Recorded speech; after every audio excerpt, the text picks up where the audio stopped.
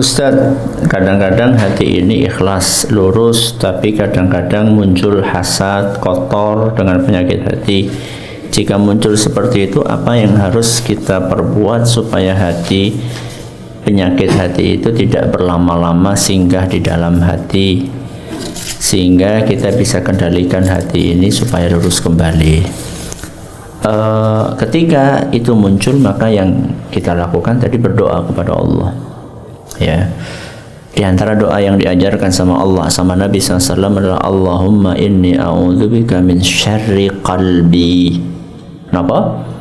Allahumma inni a'udzubika min syarri qalbi. Artinya, Allahumma ya Allah, inni a'udzubika, sesungguhnya aku mohon perlindungan kepadamu, min syarri qalbi, dari penyakit hati, dari kotoran hati, dari keburukan hati. Jadi minta sama Allah, ya, minta sama Allah. Ini yang pertama. Yang kedua, dilawan. Yang kedua harus dilawan. Jadi ketika ada penyakit datang, itu dilawan. Contoh kayak tadi, ketika ada orang ngirim memuji kita, atau ada orang ngirim sesuatu kepada kita, makanan atau apa, kemudian muncul prasangka tadi, maka dilawan. Jangan malah disirami. Kalau disirami kan semakin apa? Semakin subur. Dilawan. Enggak. Dia orangnya baik. Ya. A'udzubillahi minasyaitonirrajim. Aku mohon perlindungan kepada Allah dari bisikan-bisikan syaitan ini. Jadi harus dilawan. Ya. Yang namanya perlawanan ya wajar lah. Kadang kita menang, kadang kita apa? Kalah, kadang jatuh, kadang bangun, itu wajar. Yang penting ada perlawanan. Jadi ketika ada muncul perasaan ria, hasad, dengki, dan seterusnya penyakit-penyakit hati tadi, kita harus ada perlawanan. Jadi kuncinya yang pertama apa? Berdoa, yang kedua melawan.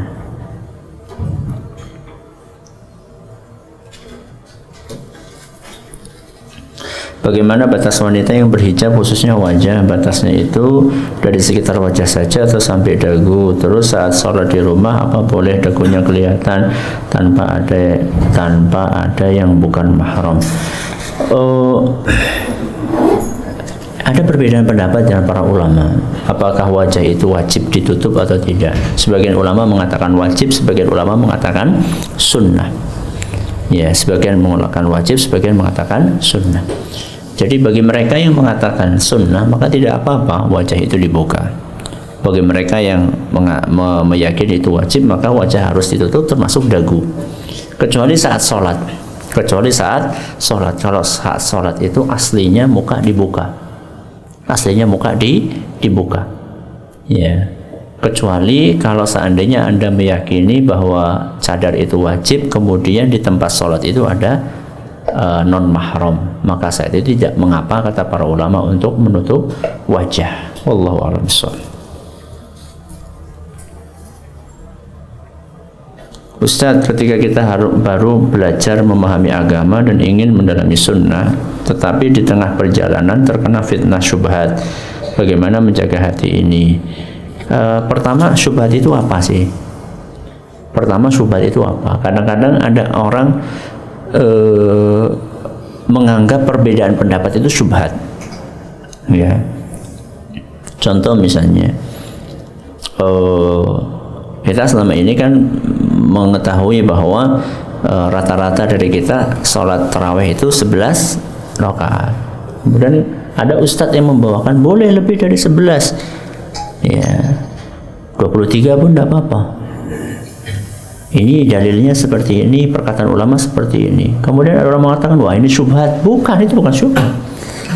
Ya, jadi syubhat itulah kerancuan di dalam memahami dalil. Ya, kerancuan di dalam memahami dalil. Ya. Alias tidak paham dalil dengan benar. Itulah syubhat. Ya. Nah, sekarang yang dimaksud di tengah perjalanan terkena fitnah syubhat itu apa? Kalau seandainya terkena fitnah syubhat tadi ada pemahaman yang rancu, maka Anda harus bertanya kepada ahli ilmu. Nabi SAW, Allah Subhanahu wa taala berpesan, fas'alu ahla dzikri In kuntum la ta'lamun. Bertanyalah kepada ulama ahlinya ketika kalian tidak tahu. Tanya sama ahlinya, sama ulama. Minta petunjuk sama mereka supaya bisa dibersihkan pemahaman-pemahaman yang tidak benar tadi. Intinya semuanya itu butuh proses. Semuanya itu butuh proses dan bersabar menghadapi proses tadi.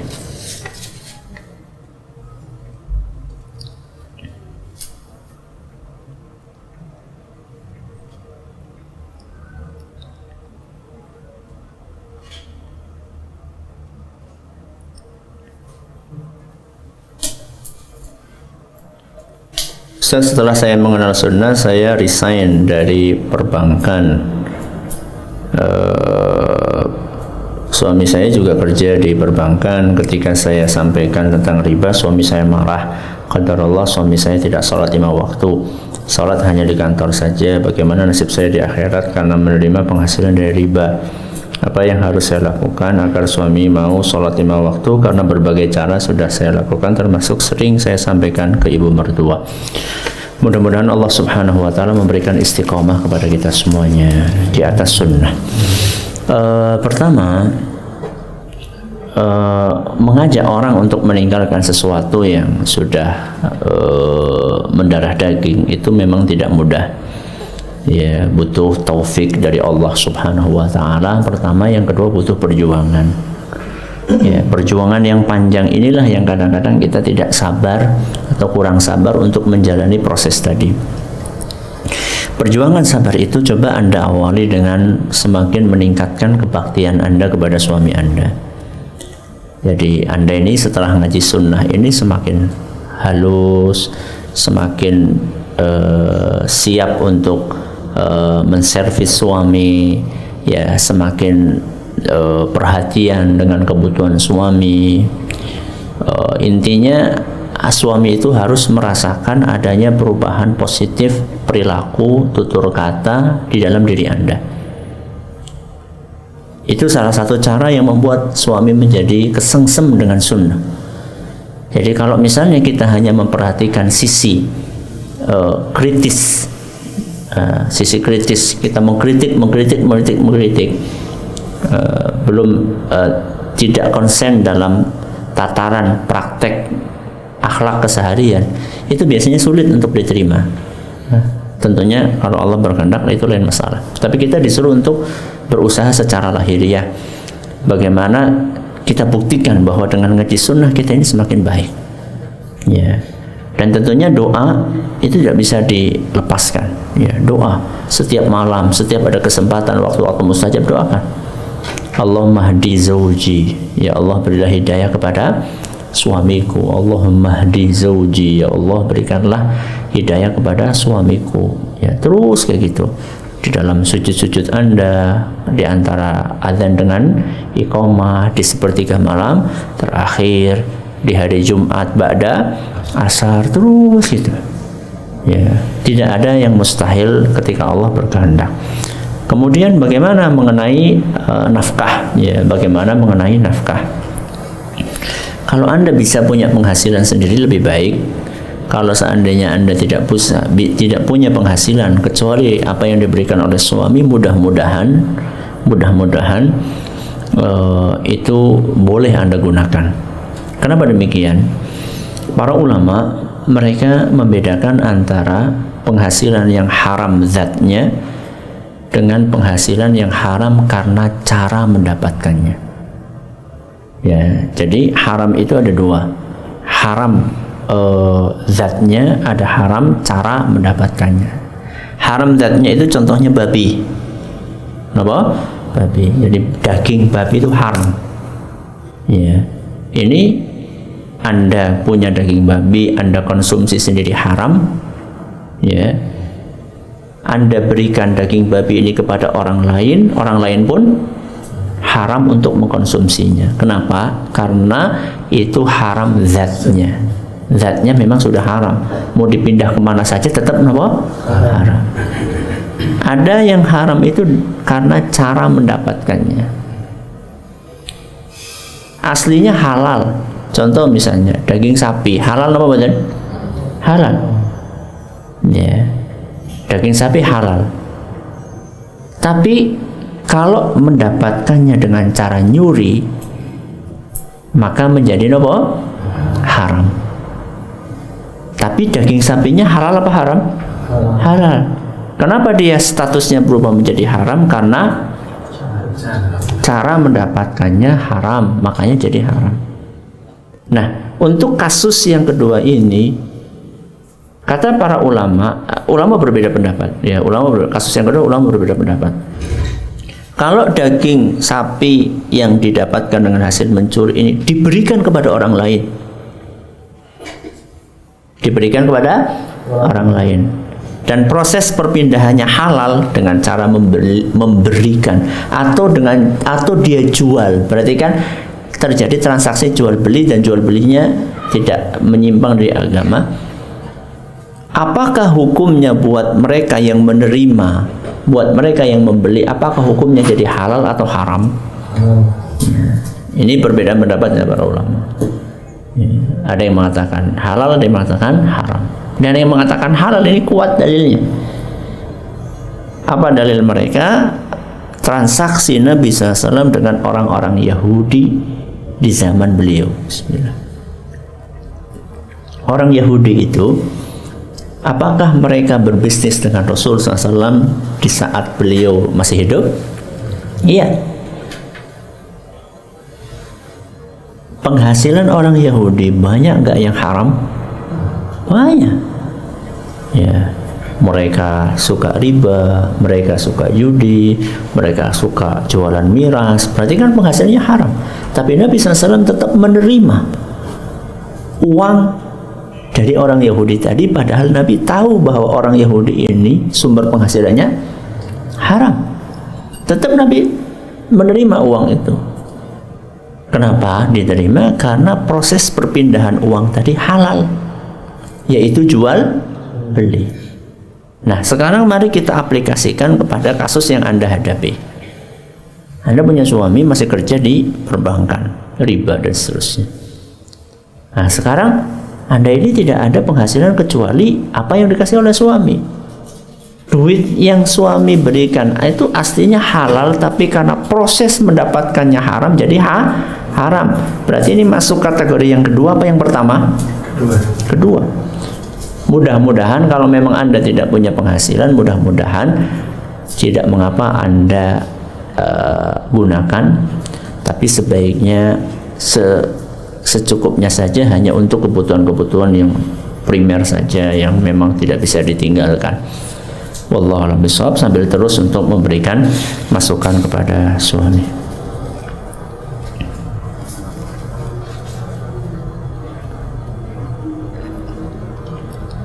Ustaz, kalau kita sedang beribadah kemudian tiba-tiba ada rasa takut untuk riya dan hati sudah berusaha untuk tidak riya, sampai akhirnya muncul pikiran seperti ini: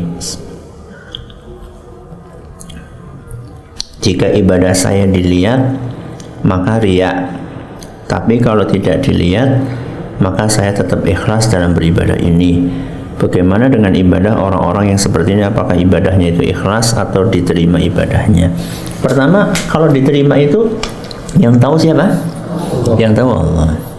Tapi begini, kata para ulama kita mengatakan, kalau orang sedang tengah-tengah ibadah kemudian kemasukan riya, apakah dia melawan atau dia manut, nurut, katut? Ya. Yang pertama, apakah dia melawan ataukah dia katut terbawa dengan riya itu? Kalau dia melawan, dia berusaha berjuang untuk melawan itu, maka justru kata para ulama dia bisa dapat pahala double, pahala ikhlas, pahala ibadah, dan pahala perlawanan dia, ya, perjuangan dia untuk melawan. Jadi perjuangan dia untuk melawan itu dihargai sama Allah Subhanahu wa ta'ala. Ini seandainya dia itu melawan. Tapi kalau dia cuma manut nurut, ya, maka ya bisa dikhawatirkan ibadahnya akan rusak. Maka Anda tidak perlu memunculkan perasaan kayak tadi, oh nanti kalau ini kayak gini, kalau ini kayak gini. Sudah, Anda lawan aja sudah. Ya, berjuang, minta petunjuk kepada Allah, minta perlindungan kepada Allah. Mudah-mudahan perlawanan Anda ini nanti akan dihargai oleh Allah Subhanahu wa ta'ala.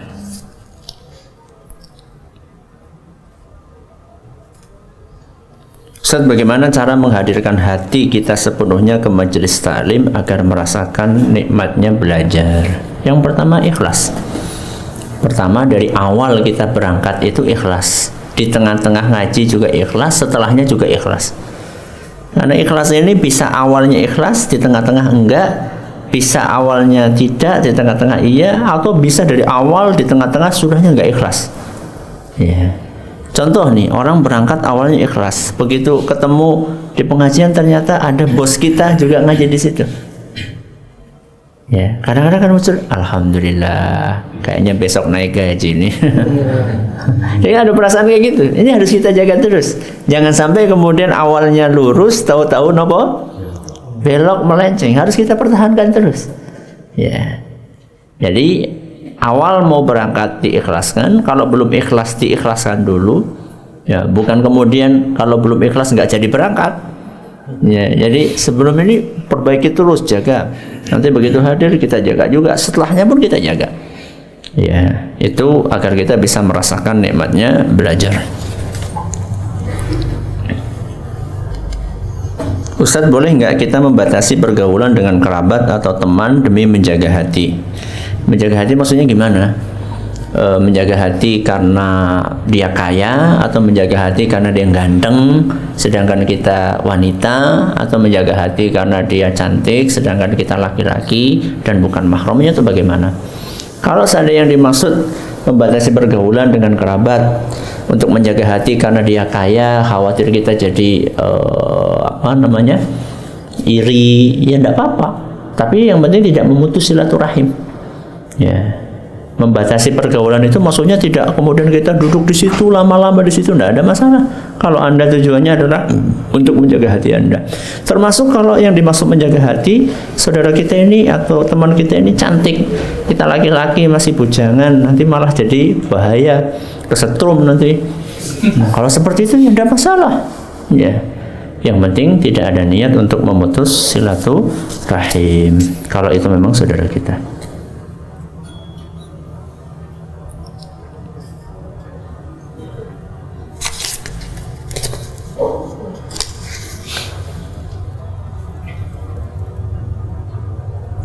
Ustadz, ketika kita dizolimi atau melihat seorang yang fasik, rasanya sulit untuk membersihkan hati untuk tidak marah atau dendam atau ghibah.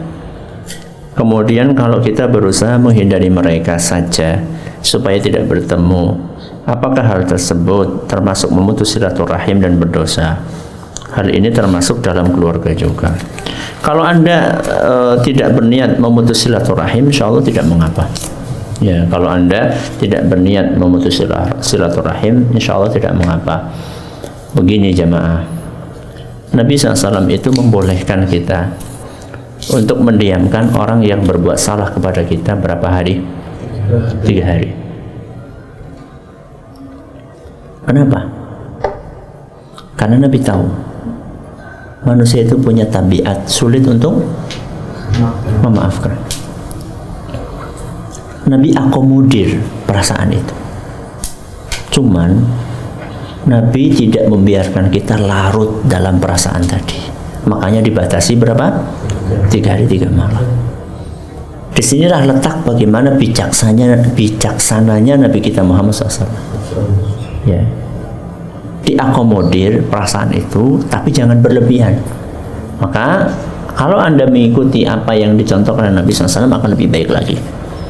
Jadi Anda punya perasaan tadi, jangan lebih dari 3 hari 3 malam. Setelah itu kemudian ada sambung lagi, akan lebih sesuai dengan contoh Nabi kita Muhammad Sallallahu Alaihi Wasallam.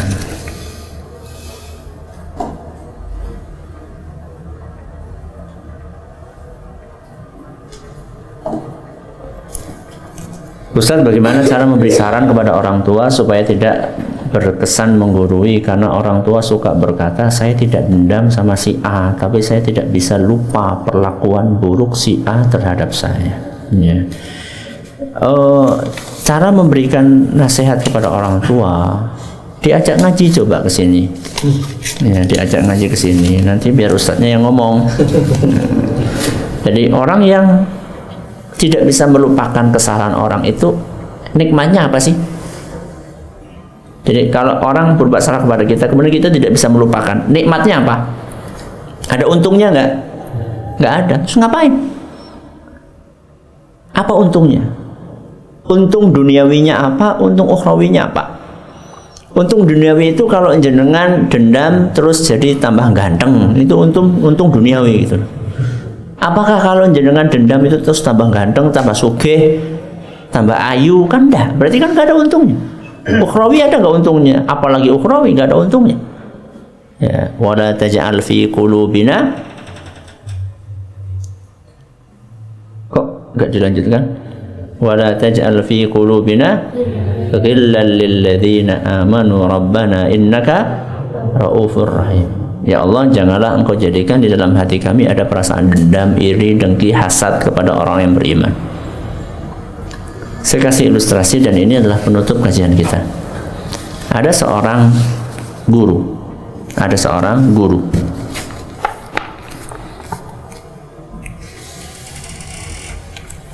Mengumpulkan murid-muridnya.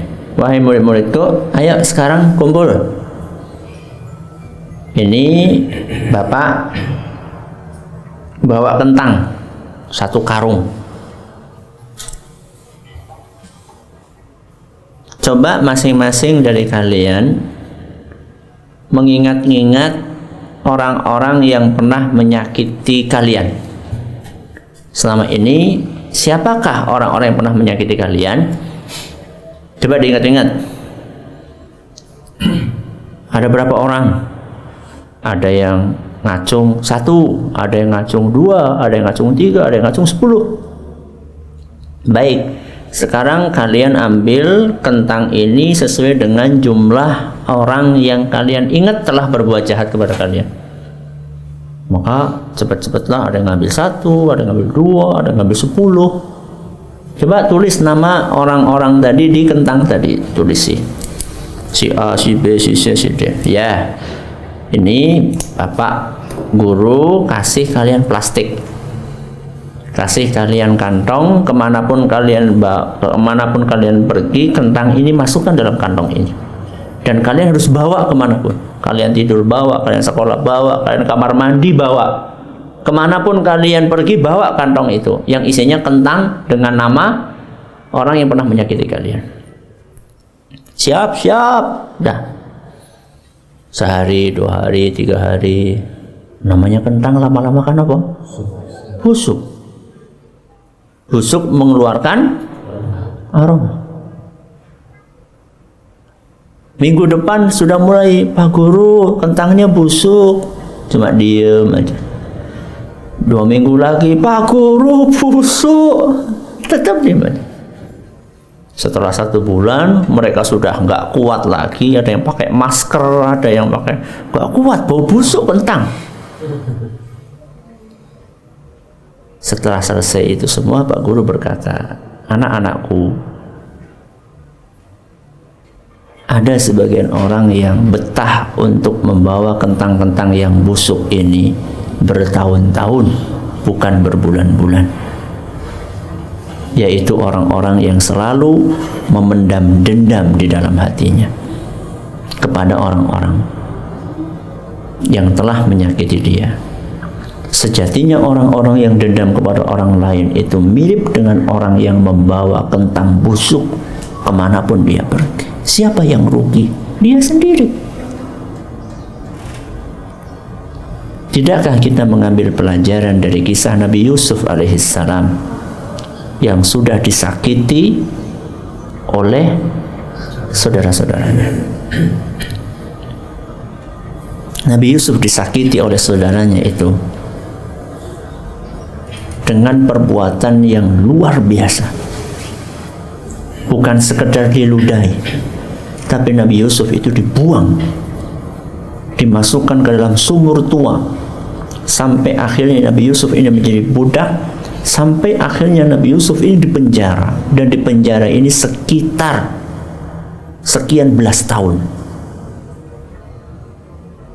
oleh saudara-saudaranya. Pemicunya awal karena dibuang. Ketika Nabi Yusuf sudah keluar dari penjara, kemudian beliau menjadi pejabat, datanglah saudara-saudaranya ini minta bantuan. Ketika mereka saudara-saudaranya minta bantuan, mereka pun mengatakan minta maaf kepada Nabi Yusuf. Apa kata beliau? La tathriba alaikumul yawm. La tathriba alaikumul yawm diterjemahkan, ditafsirkan oleh sebagian ulama, kata mereka, kesalahan yang mana ya? Jadi Nabi Yusuf ketika saudara-saudaranya ini pada minta maaf, jawaban beliau apa? Kesalahan yang mana ya? Alias beliau melupakan. Coba Anda bayangkan, kesalahan, perbuatan jahat yang dilakukan saudara-saudaranya itu kan keterlaluan banget, tapi Nabi Yusuf melupakan semuanya itu. Coba ada sebagian dari kita cuma diludahi apa? Cuma diludahi mukanya, itu bisa 20 tahun gak hilang. Padahal kan diludahi, tinggal ke wastafel, cuci muka, selesai. Ada sebagian orang, enggak, pokoknya kehormatanku hancur berantakan gara-gara aku diludahi di depan umum. Itu kan karena kita merasa punya kedudukan, karena kita merasa itu sebenarnya. Ya, kalau ludahnya biasa, ludah kayak kita nggak punya ludah. Ya, Ustaz sih nggak pernah mengalami, jangan mengalami. Ya. Ngapain mengalami? Tapi kalau seandainya Allah menakdirkan itu kita alami, contohlah Nabi Yusuf, itulah manusia-manusia besar, sehingga Nabi Yusuf tenang hidupnya. Ya, wallahu a'lam bishawab.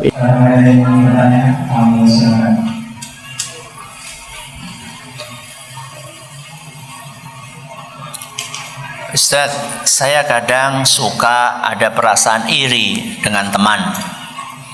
Kami sama-sama berdagang barang yang sama. Bedanya dia untuk jual itu gampang sekali.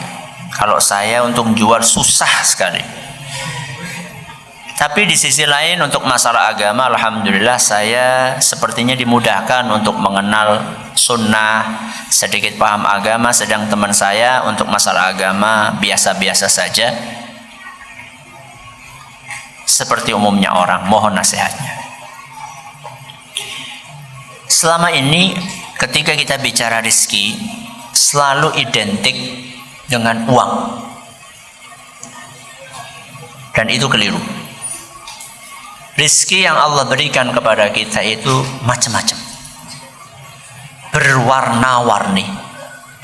Rezeki itu tidak melulu uang, bisa berupa kesehatan, bisa berupa keturunan,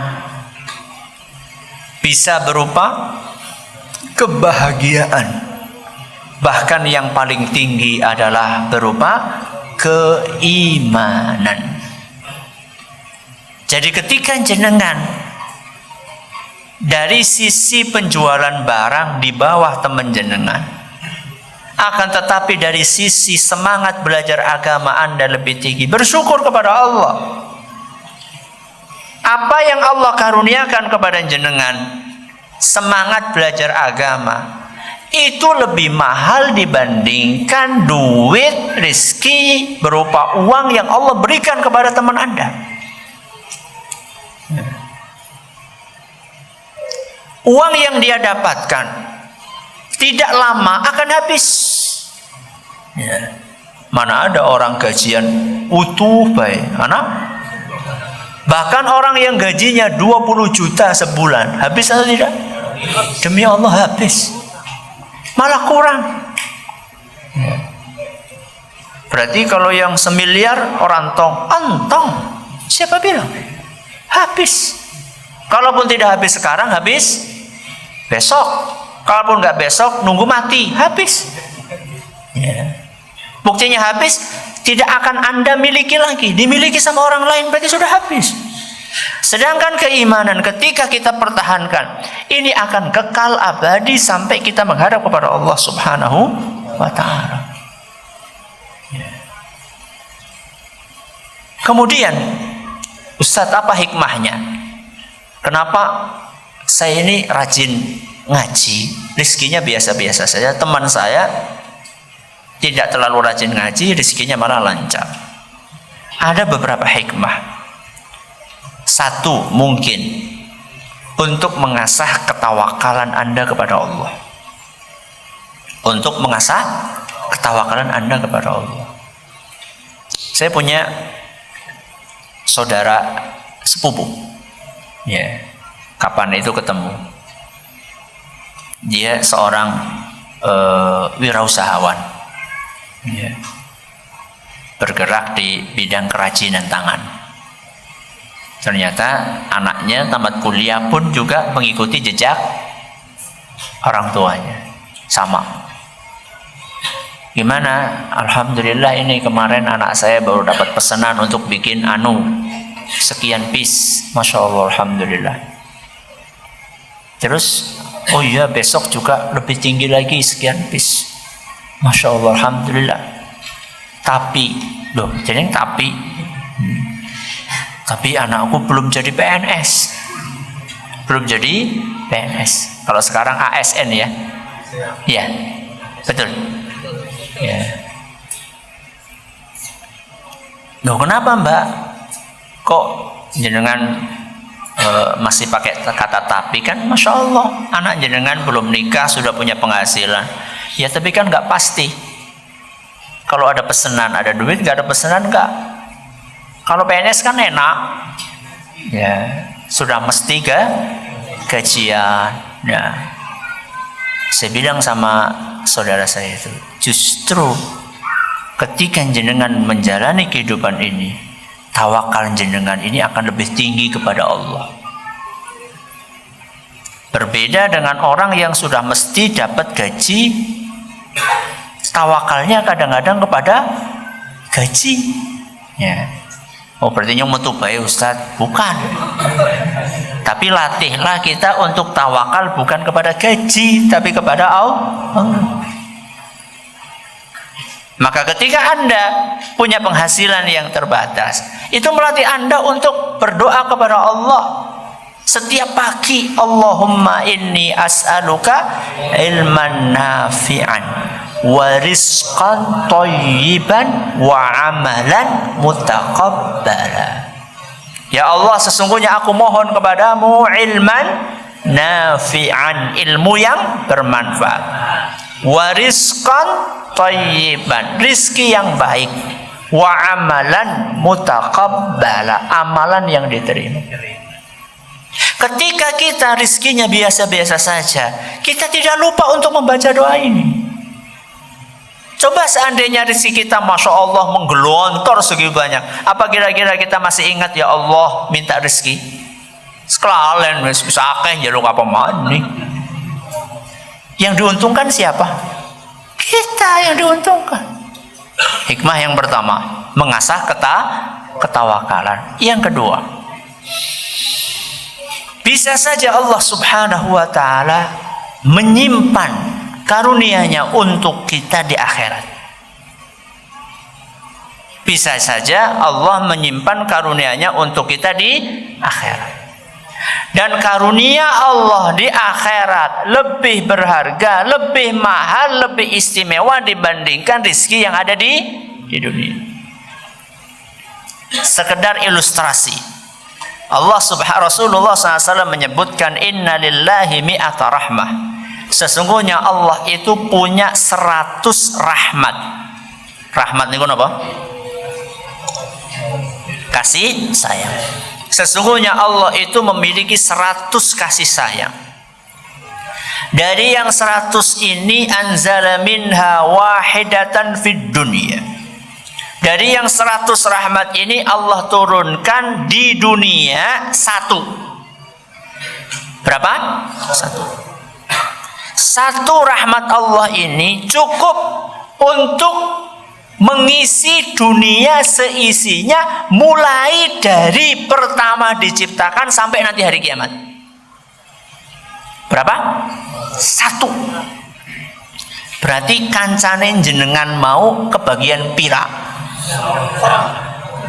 0,0000000 buh 0 pira. Dari 1%. Terus yang 99 buat siapa? Allah simpan itu buat hamba-hambanya yang beriman nanti di akhirat. Maka apa yang kita dapatkan sekarang di dunia dengan apa yang Allah simpan buat orang yang beriman, itu lebih istimewa, lebih mahal, lebih berharga yang sudah Allah simpankan nanti di surga. Toh kita hidup di dunia paling juga 60 tahun, 70 tahun, pol-pole, 80 tahun. Setelah itu kita akan menghadapi kehidupan bukan 1000 tahun, bukan 1.000.000 tahun, tapi kehidupan abadi. Di sana kita akan menikmati apa yang sudah Allah simpan buat hamba-hambanya yang beriman. Ini yang kedua.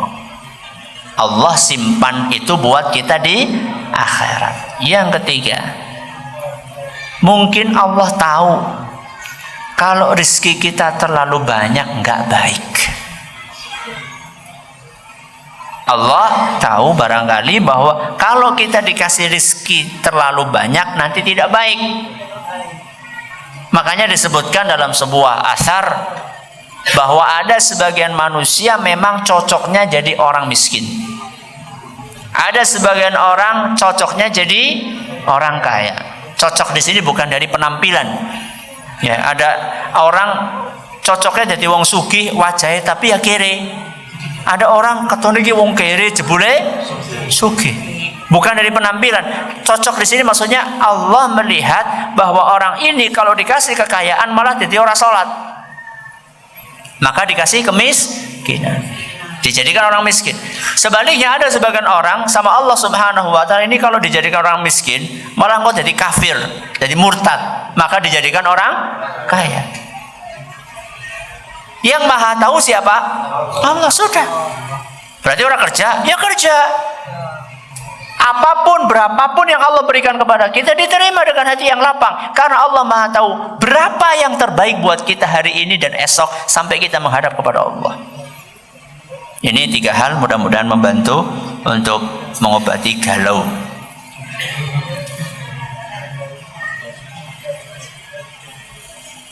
Ustaz, bagaimana hukum jual beli yang si pembeli meminta nota kosong yang katanya untuk LPG? Saya sering melakukan transaksi dengan instansi pemerintah dan mereka minta nota kosong. Buat apa nota kosong? Kalau nota kosong itu untuk ditulisi tidak sesuai dengan realita maka tidak boleh. Dan kayaknya biasanya seperti itu. Nggih? Nggih? Nah, Bok. Saya respect dengan toko-toko yang berani bikin tulisan tidak menerima permintaan nota kosong. Respect saya. Tapi orang tulisannya tok ya. Tulisan dan aplikasi praktek. Ya. Kita sering mengeluhkan, wah pejabat anu ditangkap korupsi, pejabat anu ditangkap korupsi maning. Kita sering mengeluhkan, tapi apa yang sudah kita lakukan? Apa yang sudah kita, andil kita apa? Kalau kita punya toko, andil kita jangan memberi celah untuk memberikan nota kosong. Seandainya kita semuanya yang punya toko seperti itu, kan mereka akan bingung. Tapi kan nyatanya orang Ustaz. Nyatanya nyong orang ngeberi nota kosong, tanggaku awe. Ya ora apa-apa. Yang penting bukan kita yang berbuat curang. Masa ada tetangga kita nyemplung sumur, dewek iri. Jadi tetanggaku nyemplung sumur, nyenteng ora. Itu kan seperti itu kira-kira. Tetangga kita, rekan saingan toko samping kita itu berani memberikan nota kosong, kita iri, kenapa saya nggak bisa? Jangan, mungkin wong cilaka malah pengen cilaka bareng, ya jangan. Ya, bahkan kalau bisa, kalau minimal kita tidak ikut nyemplung, syukur-syukur kita bisa megangi orang ini supaya tidak nyemplung, atau nek wis kadung kecemplung ditulungi, maksudnya dinasehati. Kita ini pengen pejabat-pejabat ini jadi orang yang jujur-jujur, anti korupsi. Kalau mereka nggak korupsi kan yang untung juga kita rakyat, dananya akan sampai kepada kita sempurna, orang dikrikitin yang dalan. Ya, ini jawaban kami. Ada lagi? Cukup?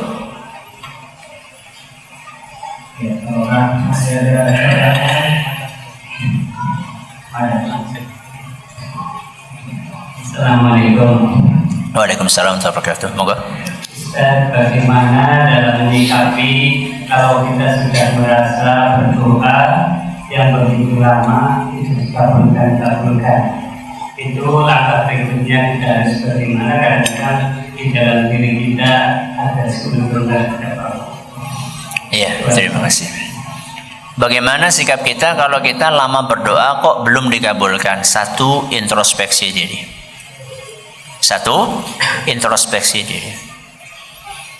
Mungkin kita tidak memenuhi kriteria orang yang doanya dikabulkan. Karena Allah akan mengabulkan semua doa. Yang penting memenuhi kriteria. Apa kriterianya? Satu, yang berdoa itu makanannya halal, minumannya halal, pakaiannya halal, alias orang ini penghasilannya halal. Kalau haram, makanannya haram, minumannya haram, pakaiannya haram, itu akan ditolak sama Allah. Mat'amu haram, wa mashrabu haram, wa malbasu haram, fa anna yustajabu lah. Ada orang berdoa, kata Rasul SAW, berdoa kepada Allah, mengangkat kedua tangannya, ya Rabbi, ya Rabbi. Ya, duduk bersimpuh di hadapan Allah, menghibah kepada Allah, tapi ternyata mat'amu haram, makanannya haram, minumannya haram, pakaiannya haram, fa anna yustajabu lah. Kata Rasulullah SAW, bagaimana mungkin orang yang seperti akan dikabulkan doanya? Maka yang pertama, apa? Introspeksi diri. Yang kedua, kita harus paham, Allah mengabulkan doa, caranya beda-beda. Allah mengabulkan doa, caranya beda-beda. Semua dikabulkan, cuman caranya beda-beda. Cara gimana, Ustaz? Ada orang minta A, dikasih sama Allah A. Ada orang minta A, dikasih sama Allah A. Ini cara yang pertama. Ada orang minta sama Allah A, dikasih sama Allah B. Karena Allah tahu lebih baik buat dia dikasih B. Contoh, ada mahasiswa atau bukan mahasiswa, calon mahasiswa tamatan SMA, daftar kuliah. Pilihan yang pertama UGM, pilihan yang kedua UI, pilihan yang ketiga ITB, pilihan keempat UNSUD. Ada sebagian orang langsung dikabulkan pilihan pertama. Mana tadi? UGM. Dikabulkan sama Allah. Ada orang yang sama Allah dikabulkan, bukan dikasih pilihan pertama, kedua, ketiga, UGM ora, UI ora, ITB ora, UNSUD. Kenapa Allah kasih UNSUD? Ternyata Allah inginkan ada kebaikan di situ. Jadi perak karo masjid atau wireja. Jadi ngaji nang kene. Nang ITB ora ketemu. Ya. Contoh. Ya. Akhirnya jadi kenal sunnah, jadi tahu yang benar mana, yang tidak benar mana. Bisa rajin beribadah kepada Allah. Ini lebih mahal daripada kuliah di tempat-tempat yang tadi disebutkan, seandainya tidak dekat dengan Allah Azza wa Jalla. Ya. Ini yang kedua. Allah akan mengabulkan, tapi caranya berbeda-beda. Maka berhusnudzonlah kepada Allah. Ya. Dan bisa jadi cara Allah mengabulkan dengan menghindarkan kita dari mara bahaya. Bisa jadi seperti itu. Kita minta nih sama Allah, ya Allah, hari ini aku butuh banget duit 100.000. Ya Allah, aku mohon kepadamu, ya Allah, mohon. Ya Allah, mohon kalau bisa sebelum berangkat kantor wis anak. Ya. Minta sama Allah. Ternyata sampai berangkat kantor telat ya orang anak. Menggerutu. Nanti Bali orang anak. Ternyata Allah Subhanahu wa taala ganti yang 100.000 itu dengan keselamatan jenengan dari kecelakaan. Harusnya tadi kalau jenengan tidak minta kepada Allah rizki tersebut, uang tersebut, jenengan seharusnya kecelakaan, keserempet. Dan kalau misalnya keserempet, untuk dandani motor karo berobat butuh duit 100.000. Allah Subhanahu wa ta'ala tidak kabulkan yang 100.000, tapi dikabulkan, dihindarkan dari sebuah kecelakaan yang kalau terjadi biaya yang dikeluarkan 100.000. Jangan milih mana? Diwe duit 100.000 kecelakaan terus berobat entong. Apa orang diwe 100.000 terus orang kecelakaan, orang entong akan duit 100.000. Milih yang mana? Orang kecelakaan duit 100.000. Itu namanya ngatur Allah. Ya. Kita minta sama Allah, terserah Allah kasih berapa. Ketika kita faham yang kedua ini, Allah akan kasih, tapi caranya beda-beda. Ketika kita faham ini, maka kita tidak suudzon kepada Allah. Apapun yang sudah ikhtiar yang sudah kita lakukan, maka kita yakin Allah memberikan yang terbaik. Yang ketiga, banyak hikmah dibalik belum dikabulkannya doa kita. Banyak hikmah dibalik belum dikabulkannya doa kita. Kita sudah introspeksi diri. Ya Allah Ustaz, saya sudah berusaha, insya Allah halal Ustaz. Saya juga sudah pikir-pikir, kayaknya juga Allah belum kasih gantinya. Tapi kenapa kok juga belum dikabulkan juga? Yang ketiga, ada hikmah kebaikan. Apa itu? Pahala. Pahala. Saya tanya, doa itu ibadah atau bukan? Ibadah. Berarti kalau kita lakukan dapat pahala? Doa sekali sama 2 kali pahalanya besar mana? 2 kali. 2 kali sama 100 kali besar mana? 100 kali. Allah sayang sama kita. Allah tabung doa-doa tersebut dalam bentuk pahala. Demi Allah, ketika ibadah yang kita lakukan itu tulus, murni, sesuai tuntunan, tidak akan pernah hilang. Seandainya Allah berkehendak, tidak akan pernah hilang, tidak akan sia-sia.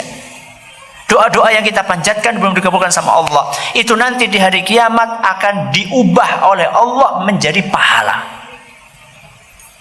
Makanya ada sebagian orang yang kaget ketika nanti menghadap kepada Allah di hari kiamat, melihat catatan amalannya. Kita pahala nakeh temen kangen di. Perasaan dulu saya amalnya nggak sebanyak ini. Ternyata itu adalah tumpukan doa-doa yang belum dikabulkan sama Allah saat kita di dunia, oleh Allah diganti dengan pahala. Menurut jenengan, pahala itu yang Allah tumpuk buat kita nanti, yang Allah simpan buat kita, sama dikabulkannya doa kita di dunia, mahal mana?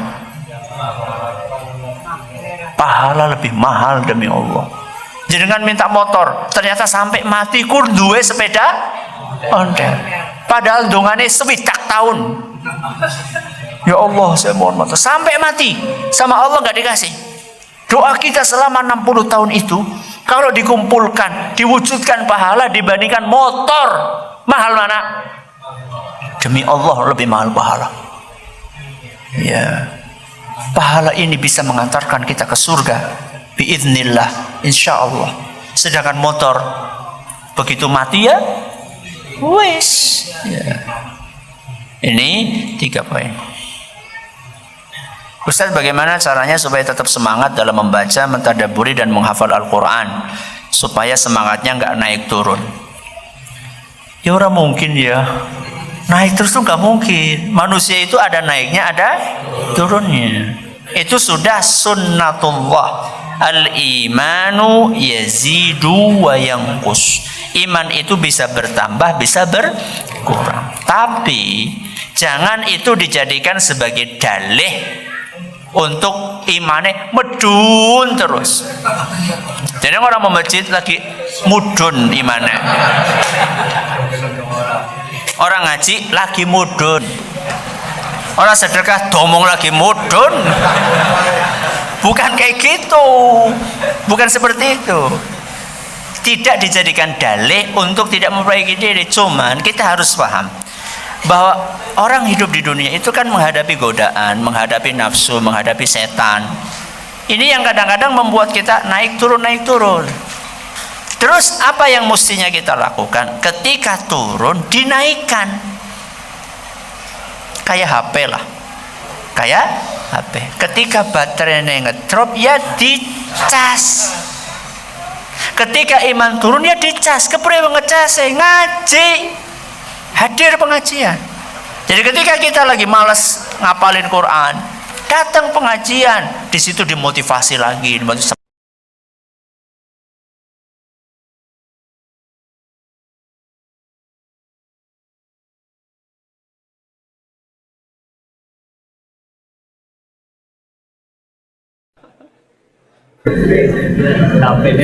HP ini larang tuku radio ora bisa. Ya, pulsane saben bulan 200.000 tuku radio 80.000 ora bisa. Ya. Kita harus berusaha untuk meningkatkan keimanan tersebut. Jadi supaya tetap bisa istiqomah ya untuk baca Al-Qur'an. Ketika iman lagi turun, di-upgrade, dinaikkan lagi, hadir pengajian, baca buku, motivasi tentang pahala membaca Al-Quran di dunia keuntungannya dan di akhirat. Mudah-mudahan dengan demikian tetap akan stabil. Kalaupun turun ya tidak nyungsep ya, segera apa? Naik lagi, stabil lagi ya. Syukur-syukur bukan cuma stabil tapi bisa naik ya. Sama berdoa kepada Allah, ya muqallibal qulub tsabbit qalbi ala dinik. Wahai yang membolak-balikkan hati, jadikan hatiku istiqomah di atas agamamu. Rabbana la tuzigh qulubana ba'da id hadaitana wa hab lana min ladunka rahmah innaka antal wahhab. Ya Allah, janganlah engkau bikinkan hatiku ini menyimpang setelah engkau berikan hidayah. Ya, itu doa yang dicontohkan oleh Rasulullah SAW dalam hadis yang juga disebutkan oleh Allah dalam Al-Quran. Ini yang dapat kami sampaikan, mudah-mudahan bermanfaat buat kita semuanya. Terima kasih atas perhatiannya, atas segala kurangnya. Masih ada waktu untuk wudu, untuk siap-siap sholat zuhur berjamaah insyaallah. Wallahu ta'ala a'la wa alam. Kita tutup dengan membaca subhanakallahumma wa bihamdika asyhadu an la ilaha illa anta astaghfiruka wa atubu ilaik. Assalamualaikum warahmatullahi wabarakatuh.